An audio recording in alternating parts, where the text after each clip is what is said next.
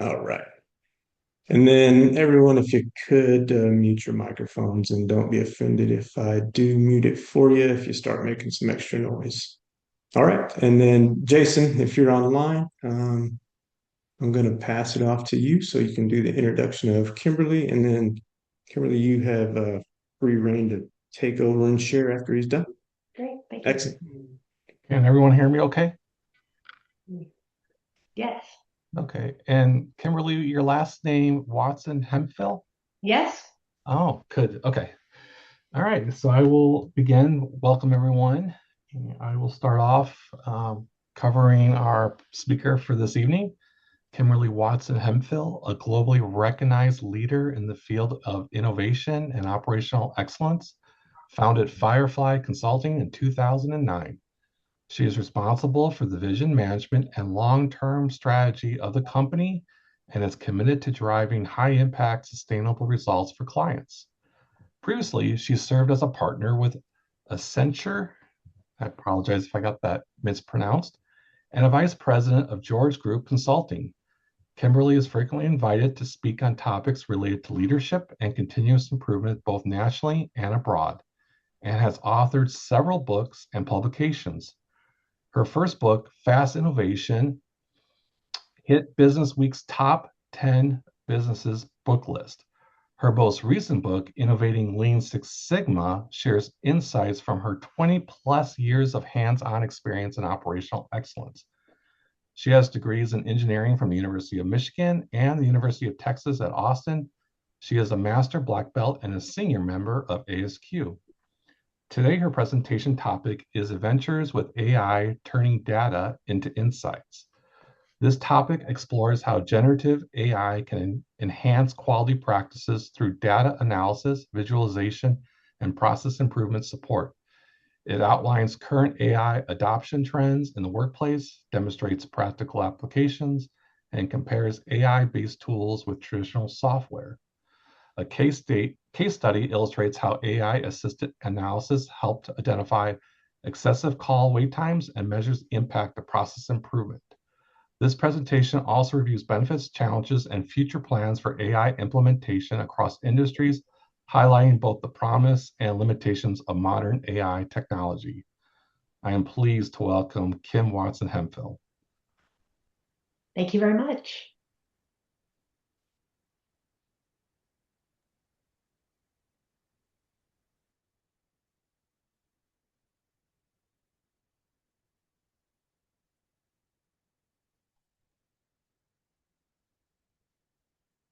Well, thank you very much for the invitation to speak with you this evening. I'm very happy to be here.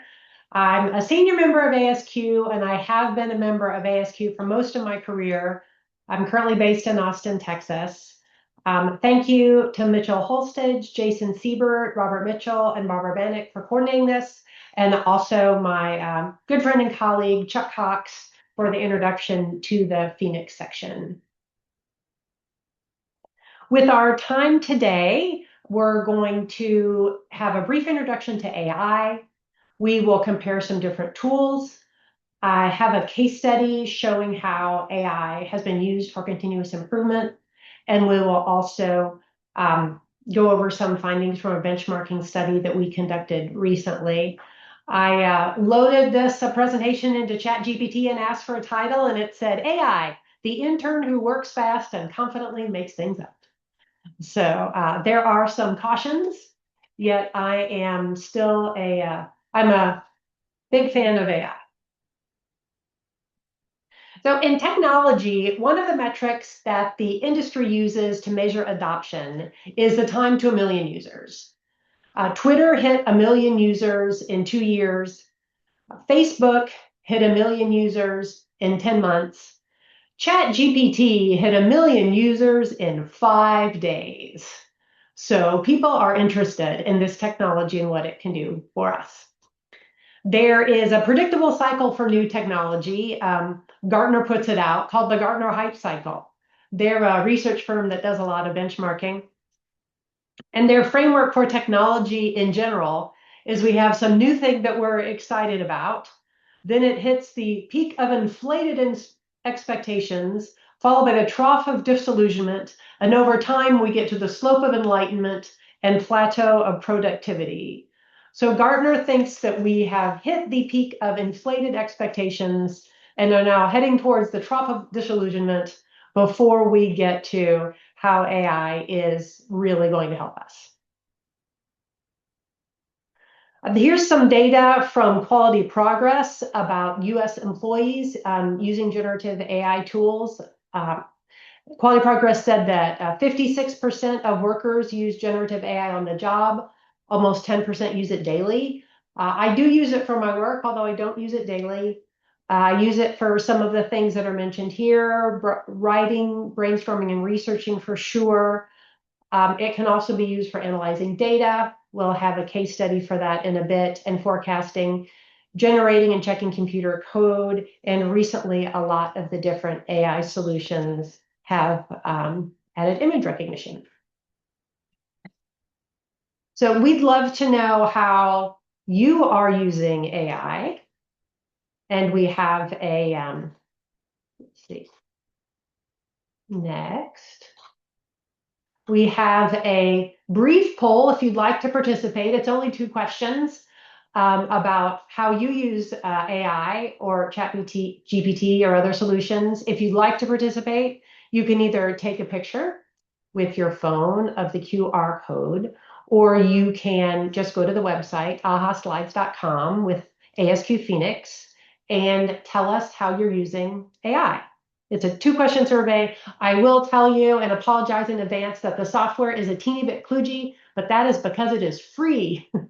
So I chose the free software. But we're taking a second for that. Would anyone want to come off mute and share an example of how you've been using AI in your work?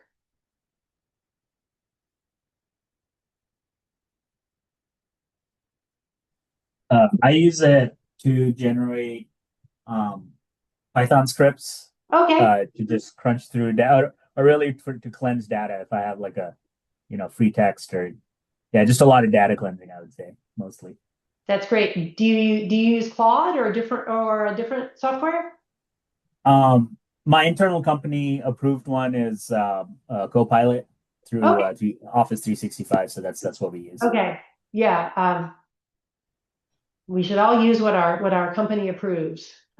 Yeah, but I believe Copilot is, is running GPT 4 or 5, right? So same Yes, as Chat it, GPT. it's still using OpenAI, which Right. is, as a background, which is kind of interesting when ChatGPT and Microsoft perform differently because it's off the same OpenAI background. Yeah.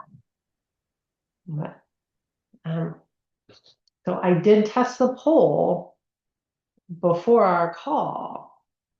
So I was hoping that it would update live for us, but I can also just have it running in the background and we can check in on it at the end. Before we move ahead, anyone else want to share how they've been using AI in their work? Hi, this is Bob Mitchell, and I'm with Rocky Mountain Performance Excellence as well as ASQ, and I use ChatGPT and other. Sometimes I use Perplexity, sometimes I Mhm, use Copilot. There's a variety of tools, and mhm. there's also separate ones for if you want a text to image or whatever. But I use AI almost every day, Okay. especially in the world of Baldrige, and when your organization goes through a formal assessment, trained Mhm. examiners come in, assess your organization versus the Baldrige criteria. And then Uh-huh. they individually write reports, and then the examining team gets together and they would take all those individual reports and have a consensus report. This used to take up to 140 hours per Mhm. applicant. Now using ChatGPT, it takes less than 2 hours to do all of that.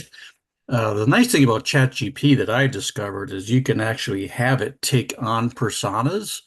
So Uh-huh. that through the persona, I can tell it from the perspective of a professionally trained, experienced Baldrige examiner. Mhm. Now answer all these questions. So I'm telling it what persona to assume, That's and then great. it goes out and investigates what that means. In this case, it would actually go out to the Baldrige organization and go through understanding, well, what is the Baldrige framework and what are the criteria and the scoring, and it does all of that in a matter of few minutes, and it gives you a nice summary of the responses. And that's terrific. And you've been happy with it? Yeah, it's a very highly productive tool, and we have done some comparisons. Mm-hmm. Per the Baldrige framework, ChatGPT does a much better job to this point than Copilot or Gemini or any of the other tools. I do like Perplexity on many occasions because the nice thing about Perplexity is it gives you citations and references Mm-hmm. in its outputs. But yeah, I use it every day. I've Oh, also used it to create images for me. good. Great. Thanks for sharing that. I'm glad it's been helpful with the Baldrige. Um, I'll move on and we can just come back to the survey later. But I wanted to say, first of all, if you haven't even casually played around with any AI tools, I really recommend it. It's very fun. These software, they all have free versions. ChatGPT.com, I'm on the version 5.2, the latest one, which is $20 a month, which I feel is very, very reasonable for the better version, but lots are free. And the way you interact with it is it's like a chat bot. So there's a cursor in a box that says ask anything or what's on your mind, and you can type in text or you can upload a file for it to analyze. We'll give an example of that later. And the first time I saw this was at a conference, a few years ago, and my friend used the prompt here, explain 5S in the style of a pirate. And they did it live and they typed that in, and then it, had something similar to this. And I was impressed and entertained. And that was when it was newer, but by now it's quite familiar with lean methods, quality tools, statistics.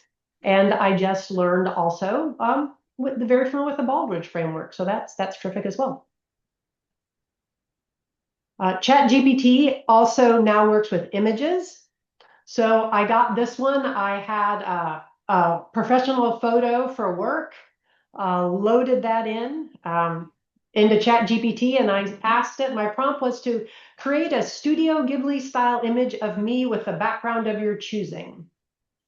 And in the spirit of full disclosure, I did have to go back and forth with ChatGPT a bit to get it to include some teeth for me, not perfect, have to be a little bit iterative. And then I said, add a lion, and it popped in. So a lot of them work with images now. Very shortly after creating this image, I read an article in the technology section of The Economist. It was this fall. It's called Leaps and Limits. Can artificial intelligence make the poor world richer? And an expert in African economics commented that roughly half of young people own basic smartphones and experiment with AI, but most use it primarily for entertainment, such as creating Ghibli-style portraits of themselves to post on social media rather than to study or to work. So guilty as charged. I had done this just recently before it being the example of the not particularly productive use of AI in The Economist. So a question that I am interested in and am asked frequently, and I'd also be curious in your input as well here on the line is, which AI tool is the best for my work, or are they pretty much all the same?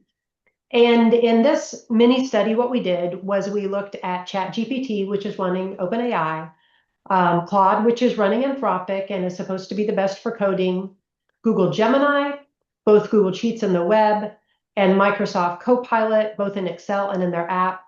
Most of our workplaces are either on Microsoft or Google, so figured one of those would be applicable to most of us. I wanted to know if they were familiar with statistical tests, if the results were correct, and how they would do for data visualizations. We ran 2 sample t-tests, one way ANOVA and Kruskal-Wallis to have a non-parametric example. We ran each test in each AI tool 10 times and compared the results. So starting with ChatGPT, which is the one that I'm the most familiar with personally, it ran all of the tests, including the non-parametric. It reliably created the charts. And in the next slides, I have some examples of the output from ChatGPT. Why I included Claude at the suggestion of my son, who is an undergrad computer science major, and he says it's the best for coding in his opinion. So, it did fine with the statistical tests, and it also it calls it an artifact.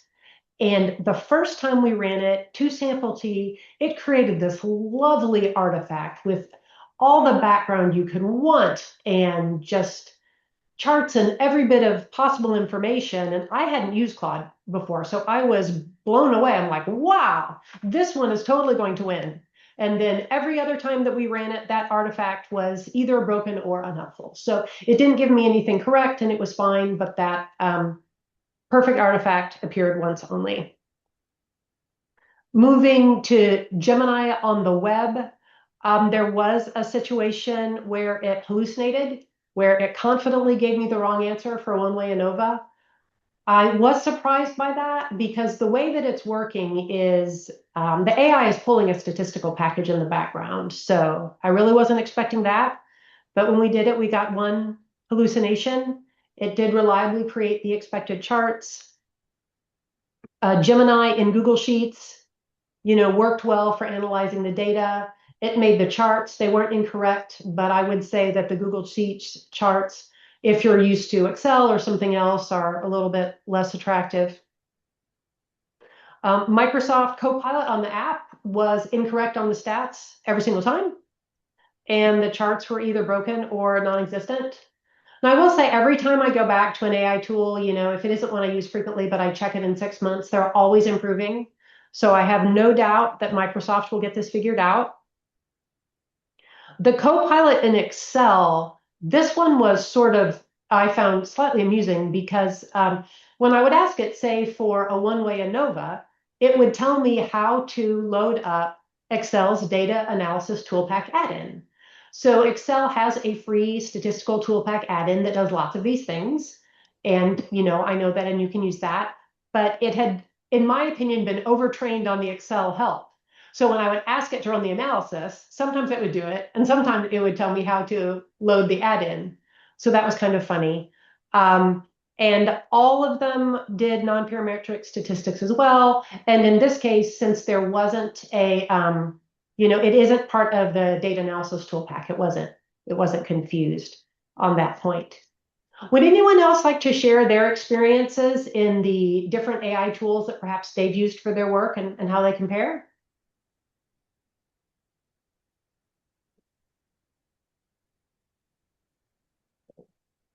Well, I can speak a little if you don't mind. No, I'd be happy to. I always like to learn from the group. So my name is John Choate. I'm actually on the board, but I'm also a member of the SBA SCORE National AI Committee. Oh, cool. So Okay. we actually have a hybrid model that was developed by ChatGPT. So Uh-huh. we deal with all aspects of a business.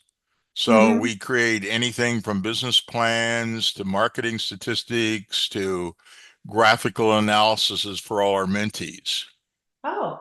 And so personally, what I do is uh, develop presentations. I actually developed for one company a 10-year marketing analysis for their company, which would have cost them somewhere $250,000. I did it in about an hour and blew them out of the water, and it said, "Here, is there anything I missed?" Yeah. Yeah. So I personally, there's 6 models out there. If you follow LinkedIn, you'll see probably 50 to 60 a day. I have about 10 to 20 that I use in my portfolio and doing it. And I probably do a lot of my work using the different tools, AI, digital twins, and that. And so you can build charts, you can build presentations. Um, Really, it's just let your mind go wild. Yeah, thanks for sharing that, John. And I also wanted to amplify what you said about marketing. AI for marketing, it provides so much good information in so little time. It's really, really impressive. Yeah, and one thing I'll share for the group here, and this is um, people don't understand. So my first entry in a chat is verifiable, no bias, no hallucinations, and no fabrications, and eliminate 40% of the erroneous information that you'll get. Cool. And the last prompt, everybody kidded me when I said it, is there anything I missed? And you'll be amazed at how much information fills. That's a good one. I've used that as well, asking if there's anything I missed, if there's anything more, and there's a lot more. Yeah. That's no, thank you for hopping in with that. Is there anyone else who'd like to comment on the different tools that they use, which one you prefer, what you've had better results with?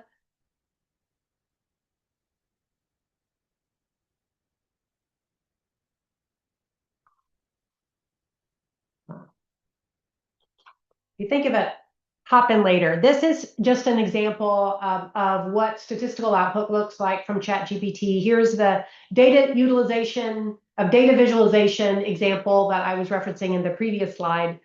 So we used a golf example. The data was a sample of 100 data points, 4 different golf club designs, and the Y value was the length of the drive. And this slide and the next couple were output from ChatGPT.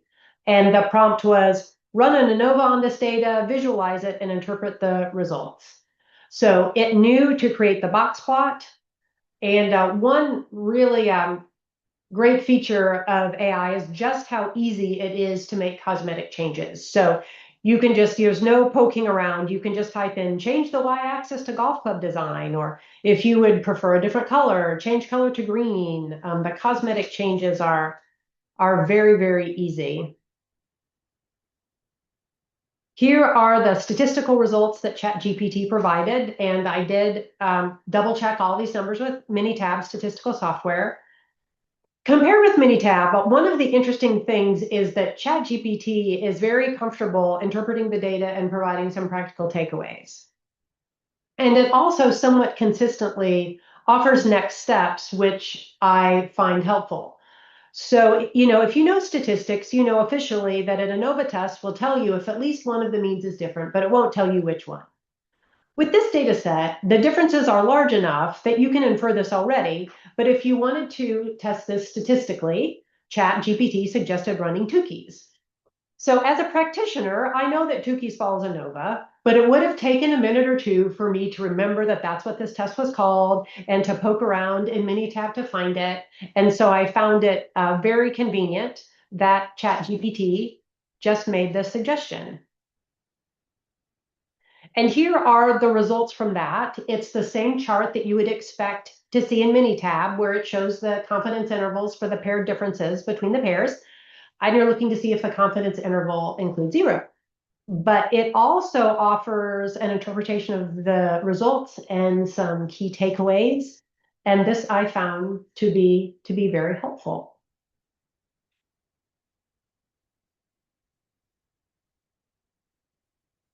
I'm going to hop into a case study showing through how we worked with data in ChatGPT. If you joined us late, if you'd like to participate in our 2-question poll, hop in now and we will share the results at the end of the section.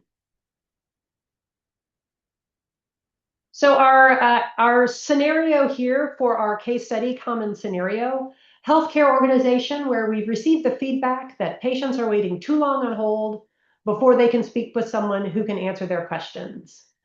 If you have any healthcare needs at all, you can probably relate. This, of course, occurs in many other industries, financial services, retail, anywhere that there's a call center. And the metric that we want to improve in this case study is average speed of answer, the average amount of time it takes for a call center agent to answer an incoming call. And based on industry benchmarking, we want the average speed of answer to be 2 minutes or less. There is a giant red X in the middle of the slide. Let's see. I wonder if I can, I don't know how that got there. Can I erase That's my fault. I was fumbling controls, and I guess I have some edit privilege. You might want to check that. No, that's fine. I just I erased it. But no, if anyone has any comments, that's type them right in. That'd be fun. So here's what you see. Again, if you haven't interacted with ChatGPT or another AI, give it a try. It's fun. So it's a chat bot. It's a large language model, and the prompt is very important because that's how we interact with it. You can try anything. You can try, if you're not getting exactly what you want, I would encourage you to try multiple options. And most people sort of first step with it is something with text. You know, are you looking for some language for your employees' performance reviews? Try it out. Do you need a thank you note to send to your grandmother? Try it out. One of the first times that I used it, I was looking for a process and some documentation for leader standard work. And, you know, leader standard work is something I'm knowledgeable about, but it isn't something that I had anything written down. And so I asked ChatGPT, and to my surprise and enthusiasm, it gave a very helpful starting point. The data upload is easy. There's a plus sign, and you can just upload from your computer. It takes many file types. I've used Excel files, .csv files. I've uploaded Minitab data by accident, and it all worked just fine. All right, I need to get myself out of that annotate, close, and advance the slide. There we go. So when you load in data to an AI, it gives you a report back. In this case, it said, the data appears to consist of a single column titled ASA with numerical values. How would you like to proceed with this data? And made a little table. And this part is good because one of the ways that I think AI sometimes makes a mistake is not in loading the data correctly. But the good thing is that these mistakes are very obvious.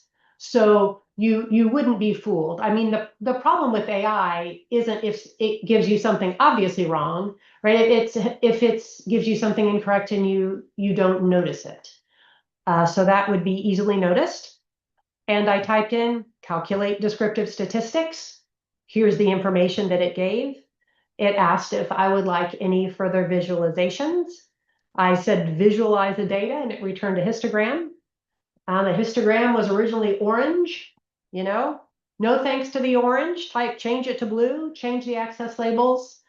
And it's just very convenient. Of course, you can do all this in Excel, which most of us have, but this just works very, very easily. So moving on to something more challenging.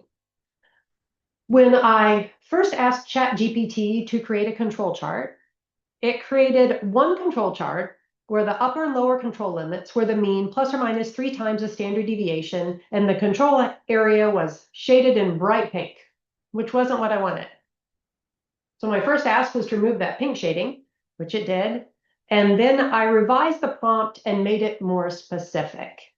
And I said, create an X bar and R control chart with a subgroup size of 4. So the original chart that it gave wasn't incorrect, but it wasn't what I wanted. And the key was to improve the prompt and to try multiple things until you get what you're looking for. When I started with ChatGPT, it couldn't make a control chart. But now it is, it has more and more capability every time I check in on it. And I'm confident that that trend will continue. So AI is a bit famous for hallucinating. So how do I know this is correct? Well, in this case, since I'm presenting to you this evening, I compared with a known solution what you would get with Minitab statistical software. And the mini tab, if you ask for a graphical summary, that's what you get over there, and the data checks. And also there's an example of the identical chart in mini tab for control charts.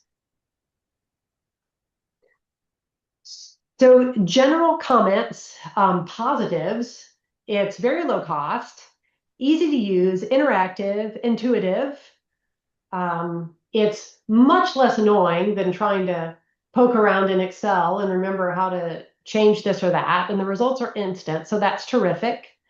But, concerns, of course, are information security. So your company can buy a higher security version of ChatGPT or Claude.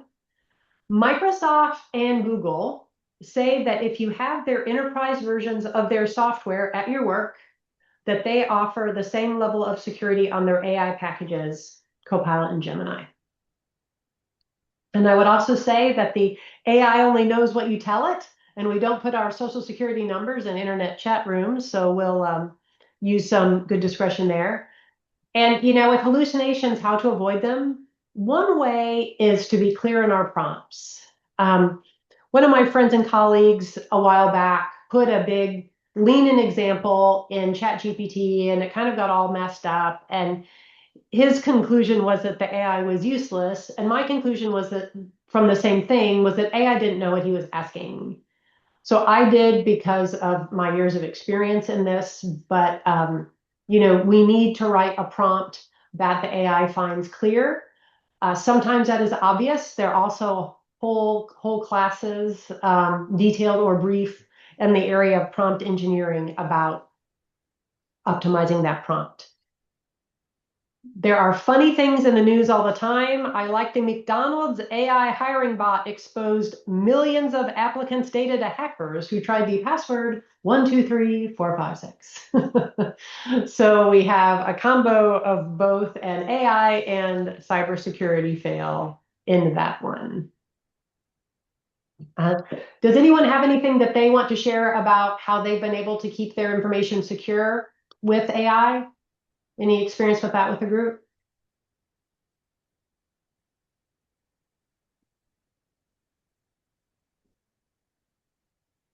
I'll keep going with our scenarios. So in this, we back to our data with our baseline. Our average speed of answer was about 3 minutes with a lot of variation out of control points, and a significant improvement was needed. So there was a project here that did a number of things, improving the IVR tree, adjusting staffing levels, improving processes, training, and we collected some new data.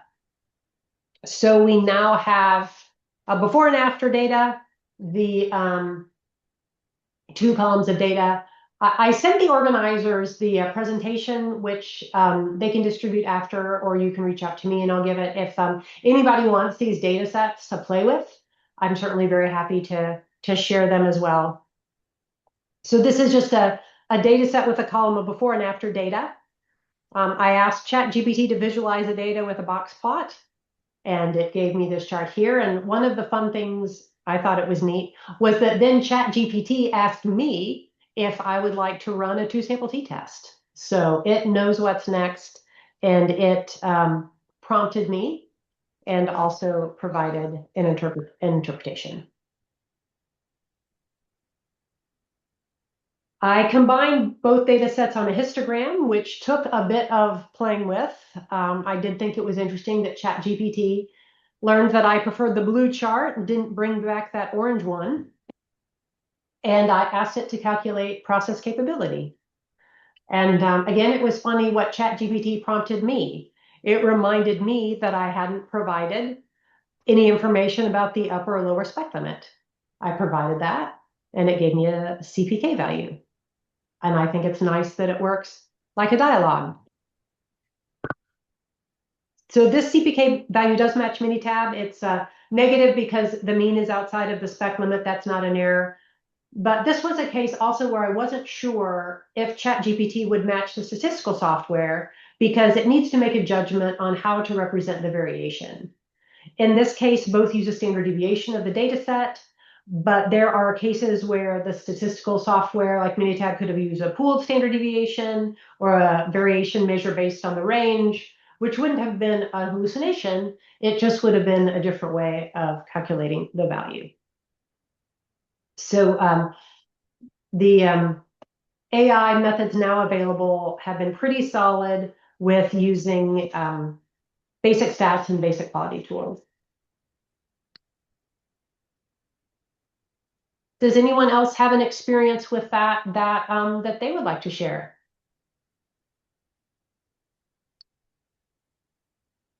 I agree with the comment that I trust my company's IT group to secure the data that I feed Copilot. Yeah, Microsoft says that if you have an enterprise version, it should be the same level of data security with all of the packages. I've used ChatGPT recently for Yeah. survey data where the responses were not quantitative, they were all Okay. qualitative. And I just asked it to analyze it, and it gave me some. It prompted me to say, well, what type of analysis would you like? And I said, run a sentiment analysis. So that was one of the options. So if you have survey data where it's all quantitative and you're asking how much did they like or did they dislike or what's Mhm. working, what's not working, you get all these huge open-ended text boxes of data, Yeah. responses rather. But AI, at least ChatGPT, when I said run a sentiment analysis, it ran the analysis and it was pretty straightforward. So based Mhm. on the responses, this is the percent favorable, percent unfavorable, and then I had it segment the data by different departments, different titles of the people, and it did whatever level and type of segmentation that I directed it to. So it was very good for qualitative data as well as quantitative. That's great. I mean, large volume, I feel like, AI really shines with large volumes of information, particularly in comparison to a person trying to sort through it. Right. That's a great example. Thank you.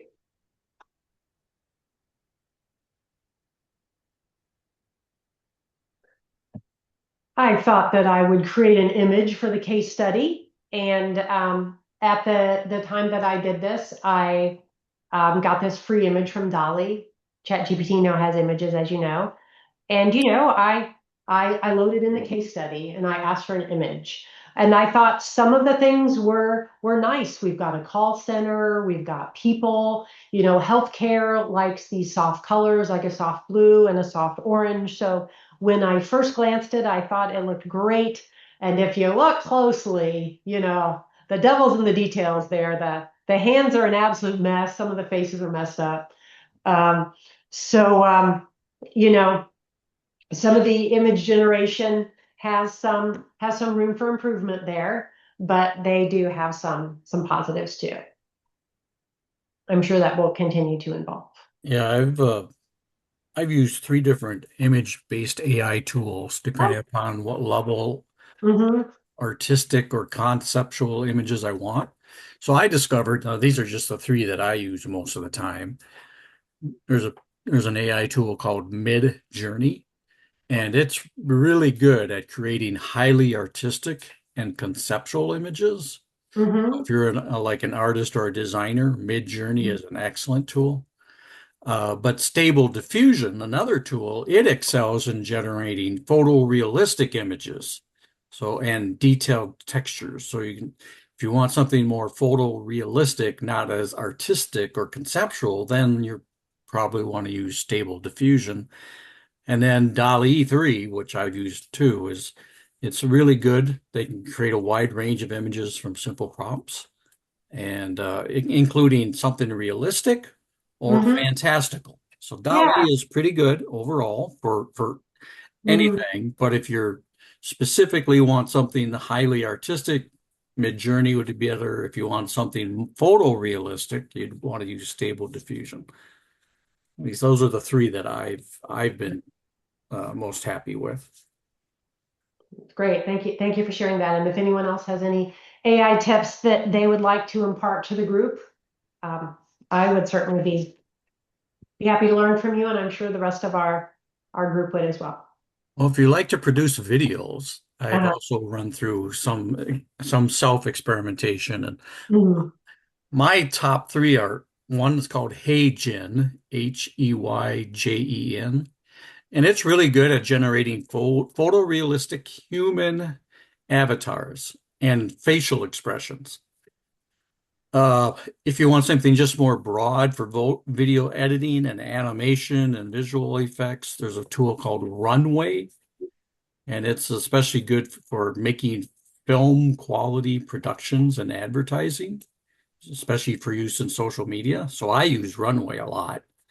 And then OpenAI, which they are the people who produce ChatGPT, they have a new tool called Sora, Sora, for video content. And it's able to generate complex scenes with multiple characters, specific types of motion, and a lot more accurate details of the subject and background. So if you're into videos, Sora is a great tool, and it's, now it's tied in with ChatGPT. So if you ask for text to video, ChatGPT is going to use Sora. And it's great for creating short videos for platforms like TikTok, Instagram Reels, YouTube Shorts. So those are the three tools I use for video and three different tools I use for images. Well, you're the second person who's recommended HeyGen this week. Oh, really? So I have to check that out. Is there a tool that you like for creating any PowerPoint slides? For creating what? PowerPoint slides? I use Gamma, Gamma. It's a great visual presentation tool. And you can download when you get something you like from Gamma, it can export it as a PowerPoint slide. Mhm. It'll have the PPT extension. Still looking for something to create my slides for me. I guess it can't we're still our people are still needed. Right. Yeah, unfortunately. So I find HeyGen is useful.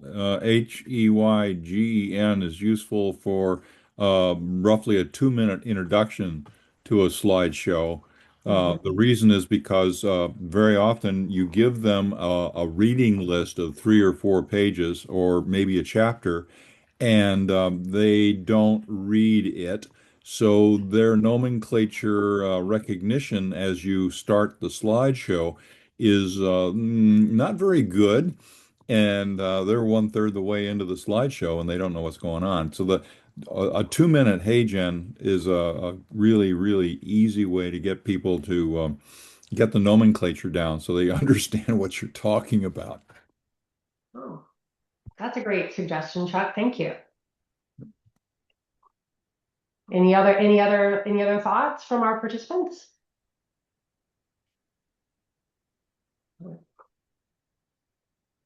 I will continue through a little bit of benchmarking that we have done.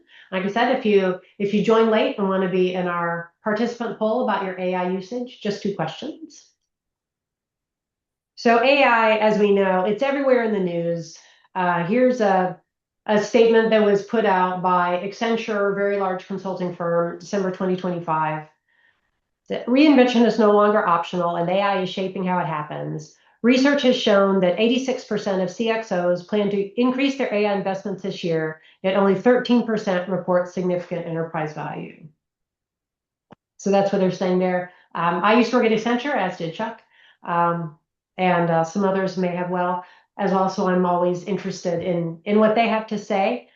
But we did a little bit of benchmarking around AI to understand, what is the current experience of our professional contacts and where do they see both the challenges and the opportunities?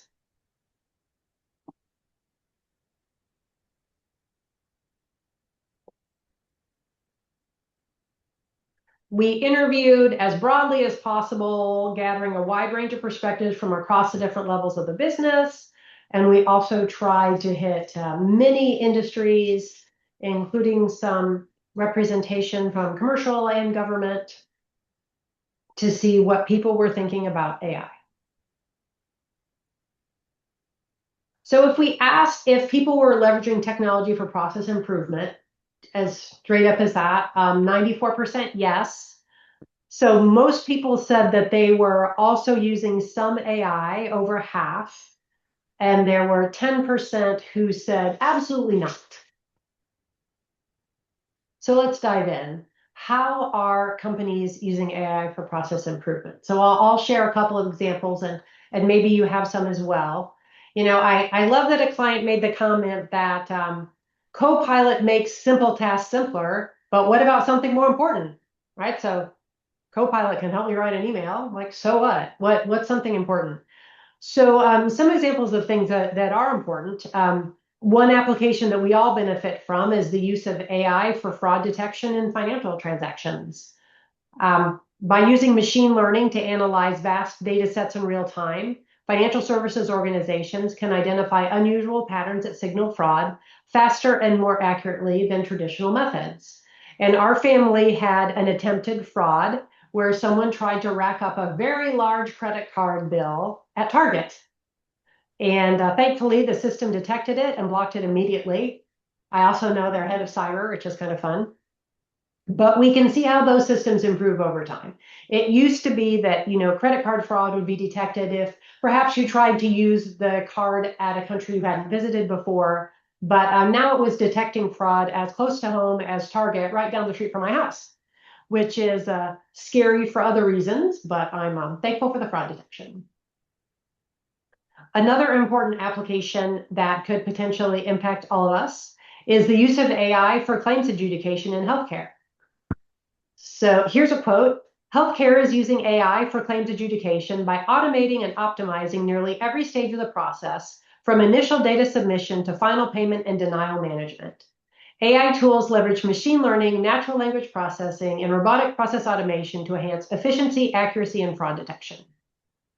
Now, so from an efficiency standpoint, that's terrific. There is currently a class action lawsuit against United Healthcare alleging that its AI algorithm wrongfully denied claims and deprived customers of medically necessary procedures approved by their doctors. The complaint states that approximately 90% of the denials were overturned on appeal. And we've done a lot of work in healthcare, so these studies are interesting to me. United Healthcare, of course, denies all wrongdoing. And I don't have any detailed insight into the background here, but it's not hard to see where the conflict of interest could arise in this scenario. What have you been seeing in how AI has been applied for process improvement? Anyone want to share an example? Come off mute. Well, like you, I had a recent example of attempted fraud. Yeah. Credit card denied it right away. And when I called them later to say, okay, what cues did you use, or how do you actually identify potential fraud? Their response was similar to what you had said. Well, he said rather sheepishly, I have to admit, well, we use AI. He said, but the thing that flagged this particular fraud example was we noticed, AI looks at what are your tendencies? What time of day, when do I tend to use it? And this was a transaction that occurred at 3 in the morning. And AI flagged it and said that's not something, that's not a time when I usually make it in a charge. So they denied the charge right away. Yeah, that's good. They thought it was unlikely, statistically unlikely, that you were online shopping Amazon at 3 in the morning. So that's good. That's a way that it helps all of us. One of the early applications that I heard of AI that I was very impressed with from medical was reading cancer screenings.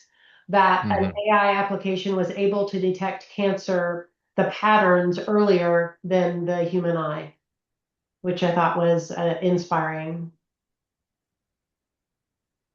Anyone else have any AI process improvement, efficiency improvement, perhaps examples to share either from their work or just their daily life? Well, I I'll share one. recently This is, used, oh, sorry, go ahead.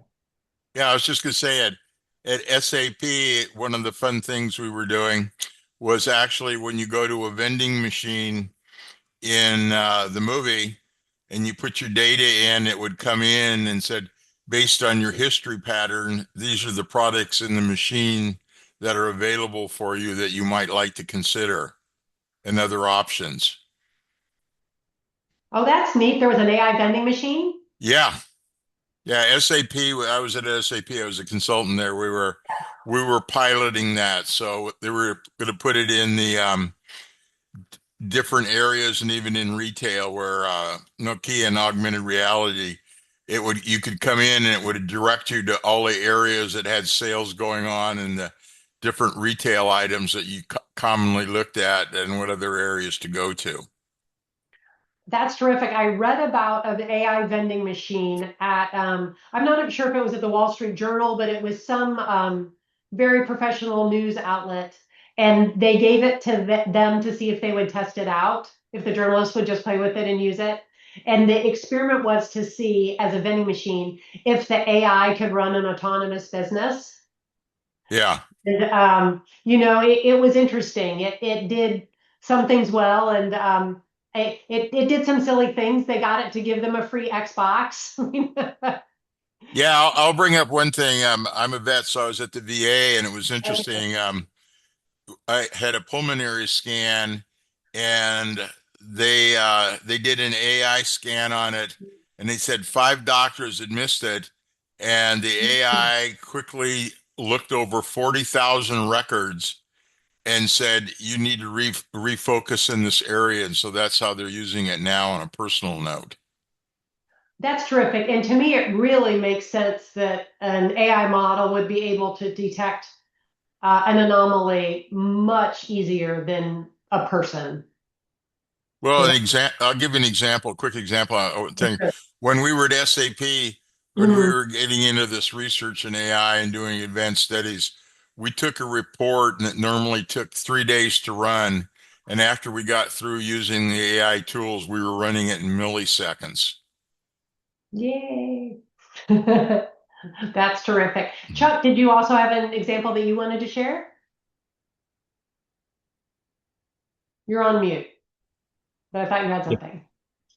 Yeah, I'm getting involved with some interesting problems that are pretty much de rigueur in underdeveloped countries, and I need to be speaking in Spanish. So I'm putting in the text, writing it, and then the introduction to the slides is in Spanish. And some of the things that we've gotten back from the people on the floor and the supervisors on the floor, they're showing up stuff that the people in the senior leadership team don't believe until they actually get involved in conversations with the people on the floor. It's a very interesting phenomenon, and that data sets that we're getting from 3 different cells in the manufacturing operation was analyzed by the AI, and it, like John said, it took not less than very less than a minute to come up Yeah, with the anomalies that are there, staring them in the face. So it's interesting. that's a great example. And Chuck, I haven't tried it, but I am told that Apple AirPods will do live translation right into your ear. Yeah. So, I mean, as someone I know you like to travel internationally, that's a pretty neat feature. Yeah, you bet. I believe Google Translate has that feature in beta. So if you get the app on your phone, um, it just works out of your phone now. Okay, that's great. I mean, I know Google Translate. It's been around for a while. I remember a few years back, the first time I was traveling internationally, and I hovered it over a menu in a different language, and it translated. I was like, "Wow, what magic is this?" So, you know, as it goes to live translation, there'll just be more and more communications opportunities, which is terrific for us.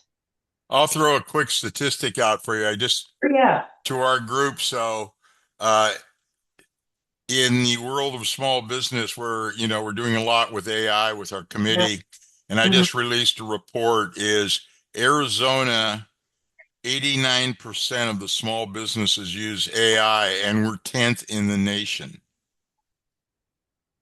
Oh, that's great that you're on the leading states. Yeah, so you're seeing more and more, especially in the small business, you'll see more in the small business communities than you will in the large communities because they're not as caught up with the bureaucracy and they want faster results.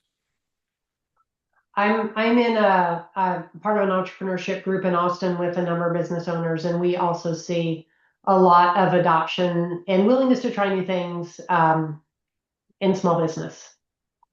So Charlie made an interesting comment. I actually did an AI presentation for the Hispanic community Hmm. chamber, and they're actually one of the fastest adopters in Arizona. Oh, okay, that's great. That's great. So back to the benchmarking study a little bit. Ask people how effective AI has been in improving your process efficiency. And there were, a range of responses, of course. Many felt that it was still a little too soon to see results yet, but CEO of a small business, a friend of mine, I thought made a really insightful observation that consumer expectations are changing. I mean, no one wants to get on a call and wait on hold.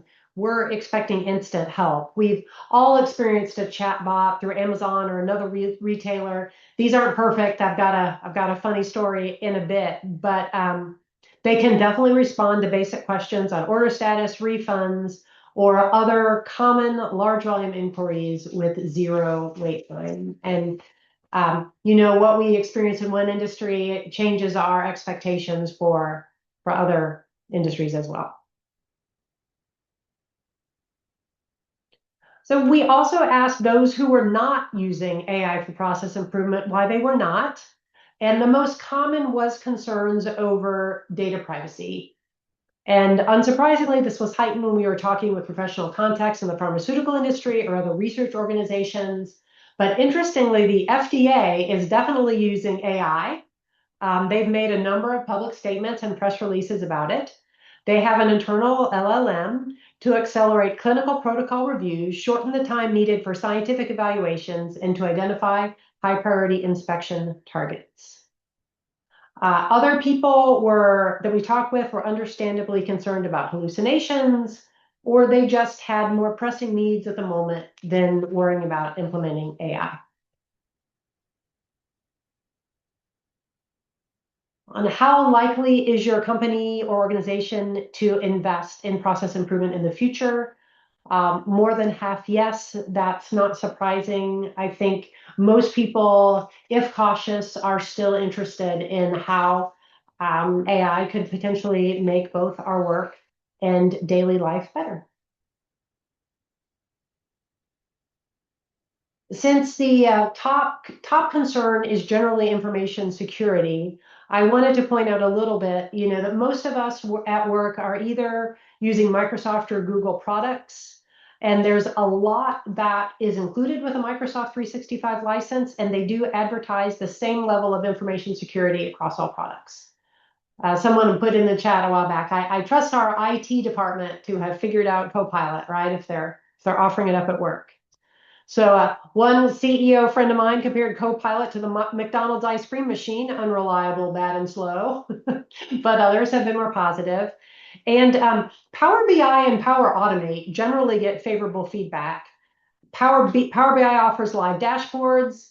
Power Automate can automate tasks within the Microsoft universe, Excel, Smartsheets, Forms, but it also has built-in connectors to many other software solutions, including Salesforce, SAP, etc.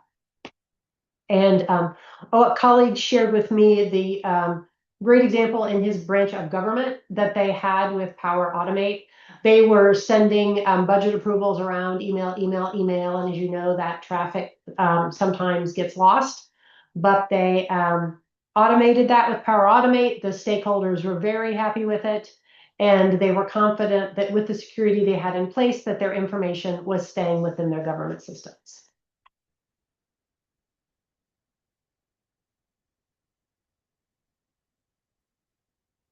So AI isn't perfect, but it's getting better all the time.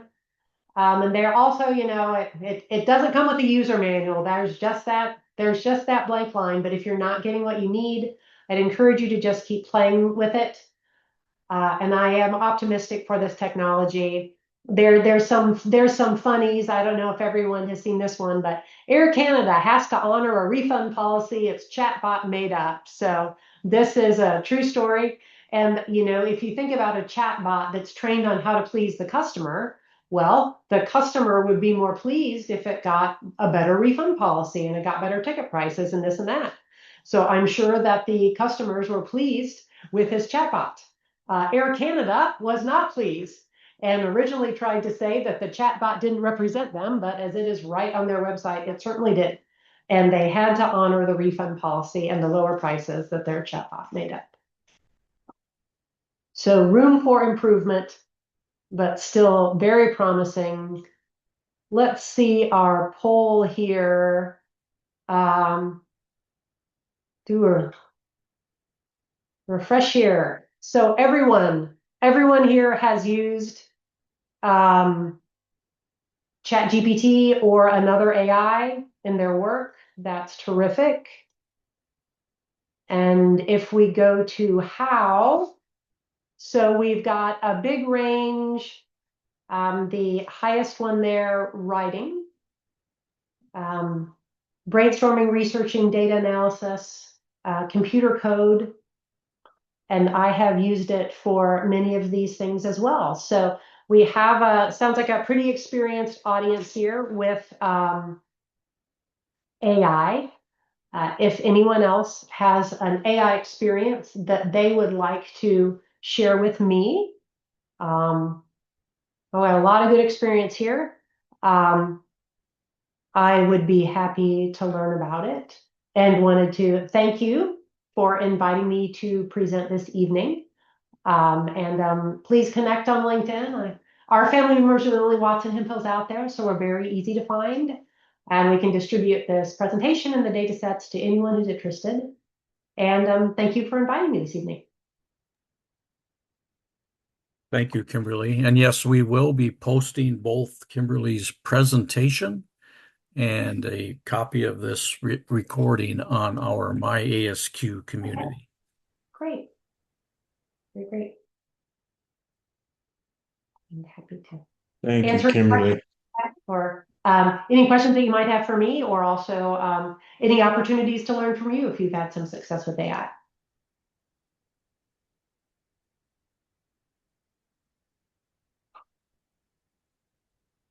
I guess I would summarize by saying this was one of maybe the second best attended monthly program meeting we've had. We had, according to Zoom, we have 80 participants. So thank you to everyone who is interested in the topic and is now becoming a fan of the ASQ Phoenix section.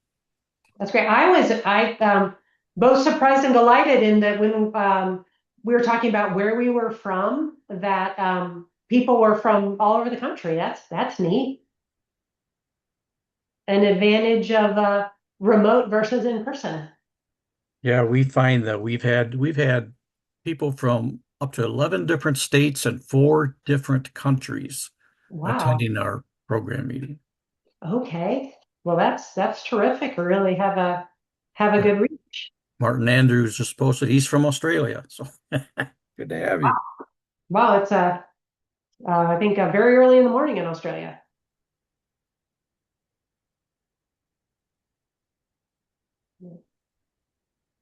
Does anybody have questions for Kimberly? Now is a good time. Any questions?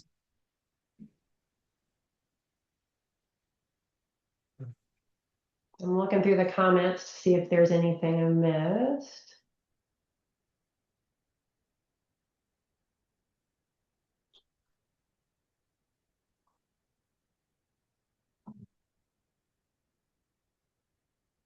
There was a lot of good participation throughout the presentation too, Kimberly. You did a great job. Oh, thank you. I'm very interested in the topic, but I also feel that it's one that I do know some things about it, but there's also an awful lot to know. So if I can engage our audience in sharing their experience, I learn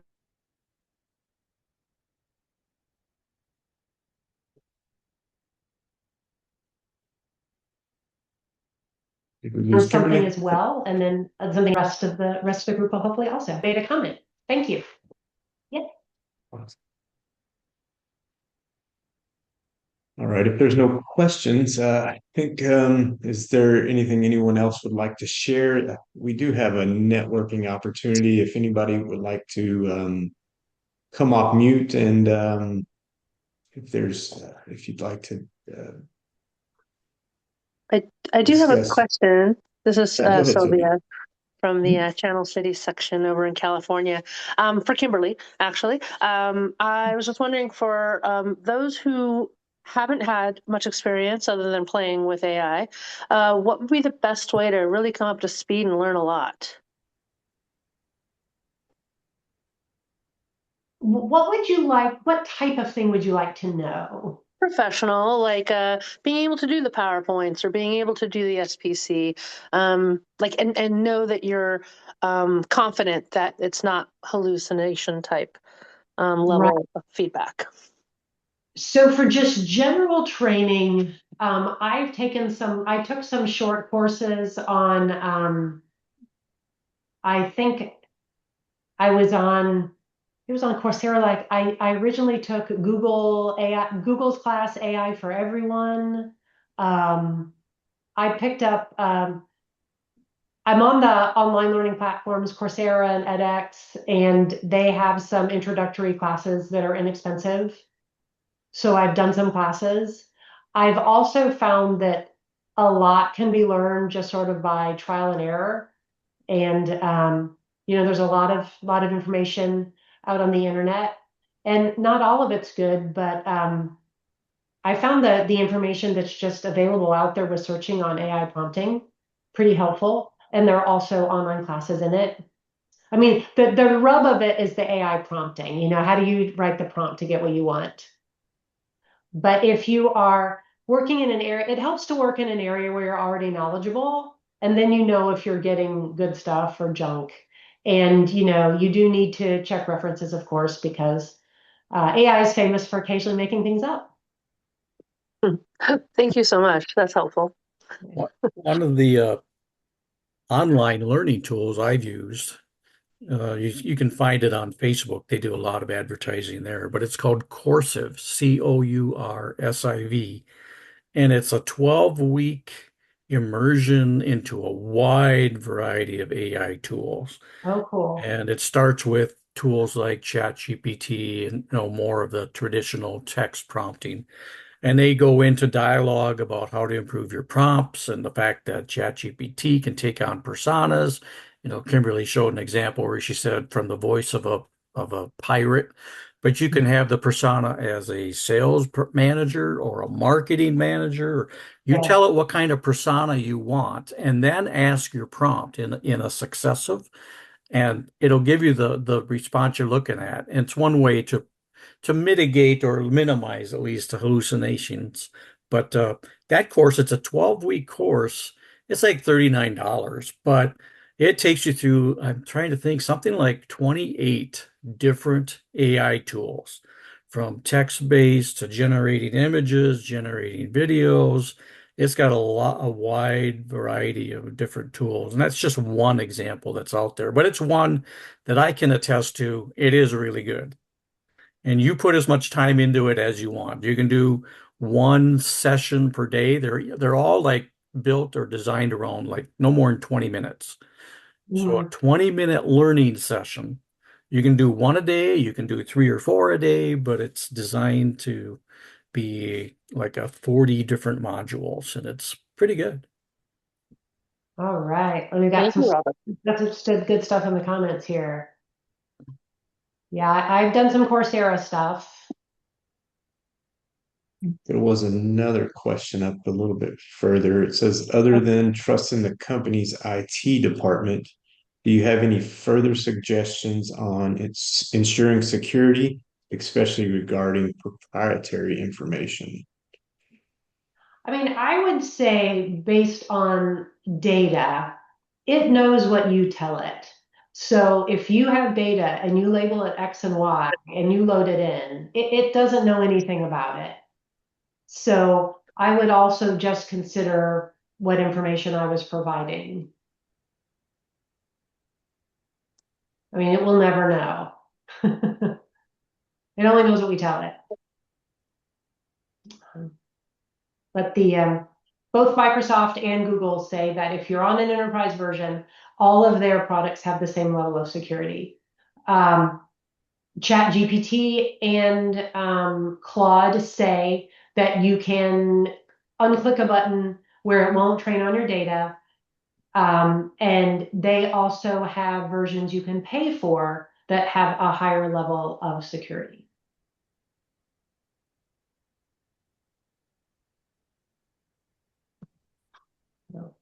And I'm glad to know, I didn't know that Kaggle had courses.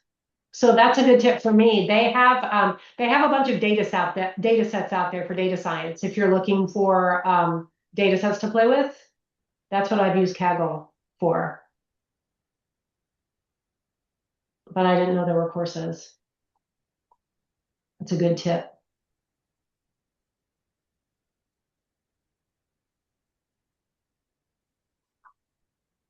Any more questions? This has been really good engagement. Cool. Yeah, thanks again to everyone who hopped in during the presentation. I appreciated your comments. Excellent. And I took some notes myself. All right. AI is a learning journey. There's always something new. It's part of what interests me in it. Well, thank you, Kimberly. I think we're just happy to be here. We'll continue on here into the rest of the program. Sure. I think we'll move into section business. I have a poll created for the audience here that I'll put out while we're going through the rest of the section business. So if you could, it's just 4 questions. We're just trying to get to know who the audience is a little bit. So I think I'll launch it. This is my first time doing this, so bear with me. Is it out there? I think I've sent it out. It should be 4 questions. Hopefully you can see it by now. Can anybody confirm that they can see it? Yes, I can see it. Yep. Okay, perfect. And then I'll move on through the section business as you guys are kind of going through that. All right, some upcoming ASQ events here in the Phoenix area is the Lean and Six Sigma conference in downtown Phoenix. It's happening February 22nd. That is a Sunday through the 24th. And then the Worldwide Conference on Quality and Improvement in Orlando, Florida, May 17th through the 20th. Into the new year here, we have the new section leadership team. I've taken over as the section chair from Rob. So I am new in the position. And we have a lot of new folks. Dave is still holding the secretary position, so he has not been replaced, but Alice is our new secretary. Rob is the past chair. Chuck is still on board with us. Phil is the arrangements chair. Pat is our education chair. Nicole online is our placements chair. I think she's still coming back, as well as Jerry. Bob is our section mentor, as you guys have all heard from him. Barbara is still with us. We are searching out a newsletter editor. We have Jason, who did the introduction for Kimberly, and John, who you've heard from for our publicity chair.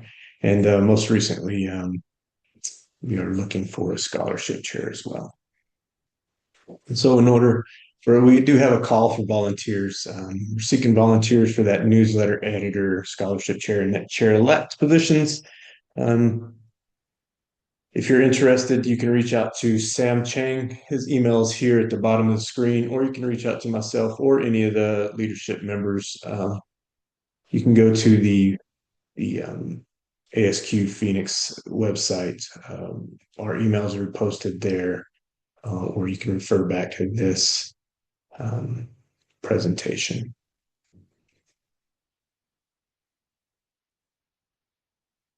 It's a great opportunity to build your experience.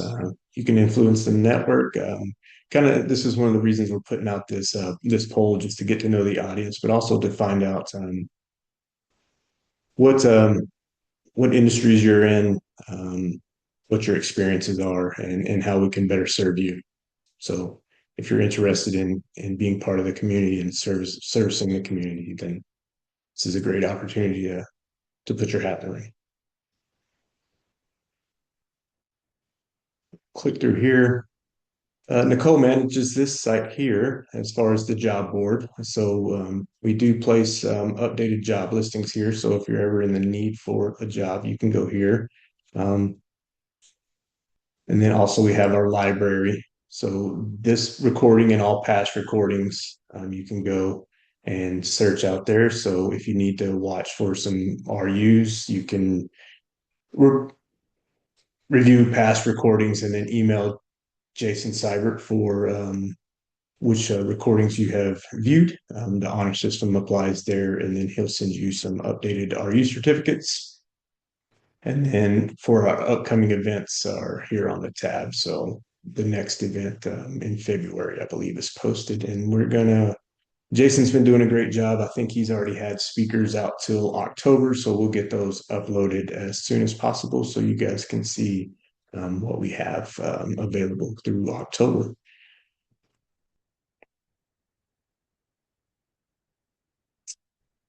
And then as far as the ASQ section, Phoenix section member benefits, if you're not a member, here are the benefits of becoming a member.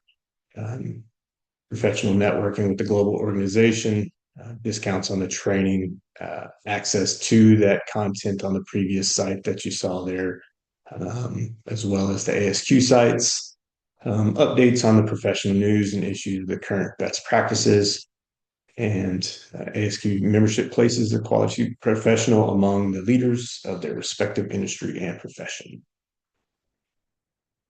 And then benefits of the senior membership. Let's see, senior members for the same price as a professional membership. Criteria for the senior members. Let's see, you've had to have been an ASQ member in good standing for 1 year, 10 years of professional experience, and one of the following: have conducted quality related work for at least 2 years, taught quality related classes at a college for 2 years, have been a senior member of another comparable organization, or currently hold an ASQ certification that requires research. Senior members receive one additional journal or magazine of their choice, or membership in a second ASQ geographical section. So those of you that join us from outside of the Phoenix, maybe you could decide to join Phoenix and contribute here. So just wrapping up, as you guys are finishing up, it looks like we've gotten some pretty decent contributions here in the poll. Jason will be sending out the RU certificates and in a thank you email following. I believe he'll send it out probably this weekend. I think maybe Friday. Jason, correct me if I'm wrong there. But you'll get your RU certificate, and then you'll also get a survey. So we ask that you complete that survey. We do use those surveys to make changes, and we discuss them in our leadership meetings and go over the results there.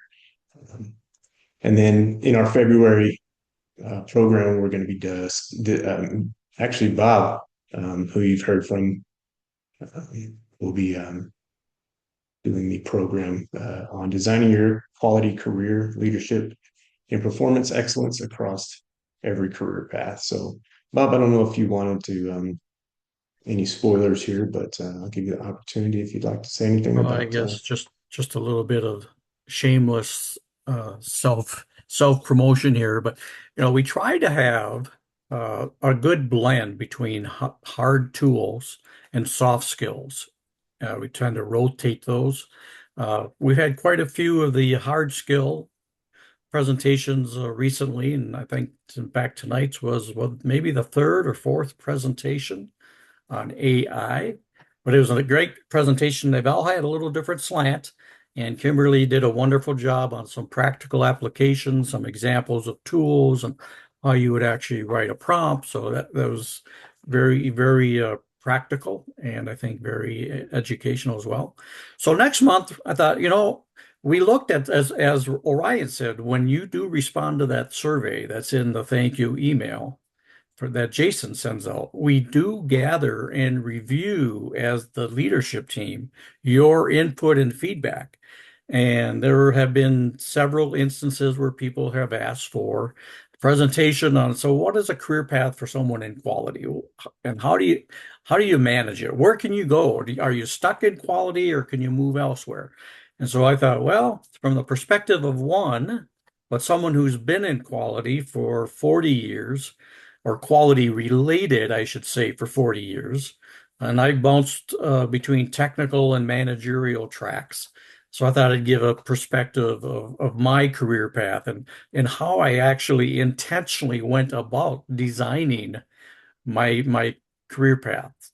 As the saying goes, if you want the best way to understand the future is to create your own future. So that's kind of the slant that I took. And so I was very deliberate in my next moves in my career as a quality expert, quality specialist. So I'll be sharing my perspectives and more information about career paths versus employee development.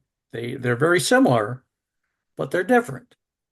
So I'm going to be talking about that next month, and I look forward to having the opportunity. I'm going to keep it as interactive as possible. I've got like 7 different quiz questions embedded throughout the presentation, and a different wide variety of examples and topics. So I hope to see you next month. Thank you, Bob. All right. And then you can also follow us on our social media accounts. I'll leave this up here for a quick second, but ASQ Phoenix section is how you can find us on Facebook, LinkedIn, Instagram, and YouTube. And then final thoughts, comments, or questions, and then I'll share the results here of just the group getting to know the audience. Let me know, can you see the results or? Yeah, I can see it. Yes or no? Yeah, I can see it. Yes. Okay. All right. So looks like our primary roles here are mostly quality professionals, 70% of us. So 56 of 66 individuals that were online at the time participating. So that was a good show. Appreciate those. Um, engineering and design. No students or other professionals. Looks like we've got some work to do there.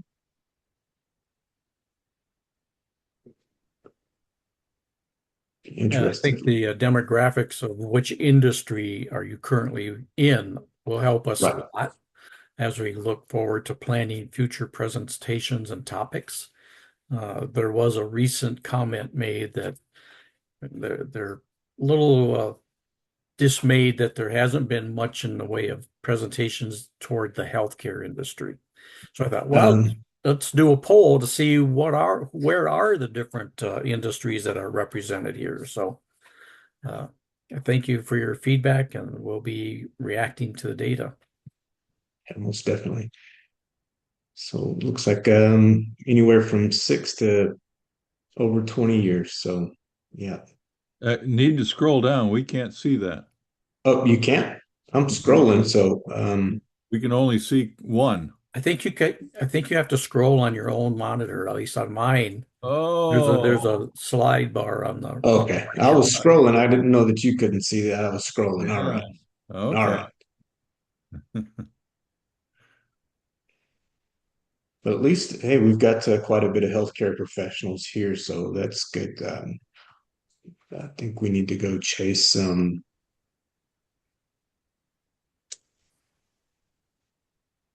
It's a good spread.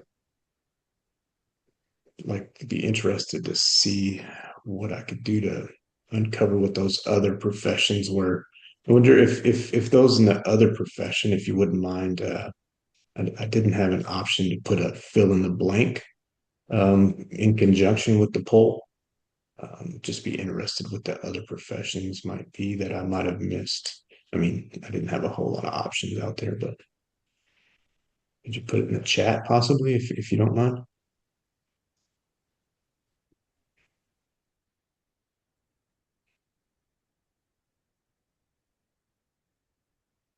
Thanks, Natasha.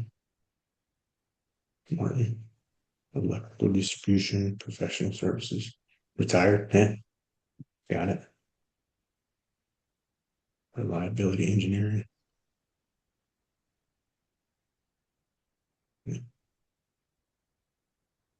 Retired. Got it. I'm still practicing on that retirement bit. I don't know. I don't seem to be a very good learner there. They're laid off. Well, Lisa, I mean, if you're in the Phoenix area, hopefully we can get something up on that job board for you. You can reach out to Nicole as well and see if she can help you.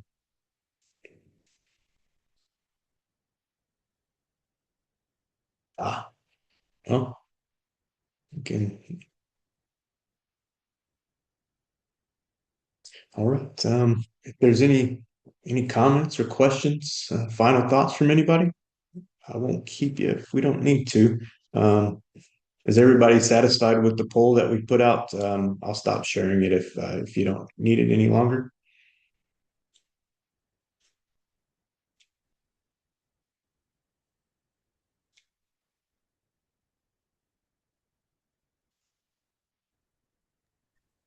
All right. Well, Kimberly, thanks again for sticking around and great presentation, great engagement. And, Thank you again for the invitation, and it was nice meeting you. And thank you for everyone who had a comment or suggestion during the presentation. yeah, excellent. Thanks. Thank you. All right, everyone. You'll have a good night. Thank you.